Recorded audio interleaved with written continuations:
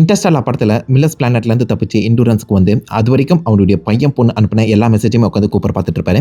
அதில் அவன் பையனுக்கு குழந்தைய பிறந்திருக்கும். குழந்தைக்கு கூப்புங்கிற பேர் தான் ஃபர்ஸ்ட் வைக்கலாம்னு இருந்தேன் அப்படின்னு சொல்லியிருப்பாரு. அதாவது கூப்பரோட செல்ல பேரை தான் ஃபர்ஸ்ட் அந்த குழந்தைக்கு பேரா வைக்கிறதா இருந்திருக்கு. அதுக்கப்புறம் பொண்டாட்டி திட்டுவான்னு அதை ஜெசின் மாத்திருப்பாராம். அப்போ சப்போஸ் கூப்புன்னு பேர் வச்சாங்கன்னா அந்த குழந்தைய கூப்பர் அப்படின்னு சொல்லி கூப்பிட்டுருப்பாங்க. ஏன்னா கூப்பர் தானே அவங்களுடைய ஃபேமிலி நேம்.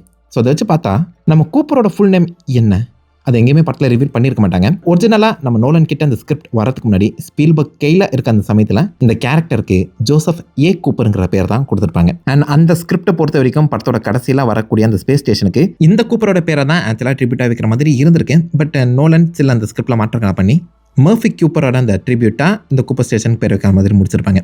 ஸோ ஒரிஜினலாக நம்ம கூப்பரோட முழு நேம் ஜோசப் ஏ கூப்பர். அதே எதையுமே நோலன் மாற்றலைங்க. அண்ட் ஆல்சோ இன்னொரு ஃபன் ஃபேக்ட், இன்டர்ஸ்டெல்லர் படம் ரிலீஸ் ஆகி இப்போதைக்கு 11 வருஷம் ஆகுது. ஸோ விச் மீன்ஸ் மில்லர்ஸ் பிளானட்டில் வெறும் 1.5 மணி நேரம் தான் முடிஞ்சிருக்கு.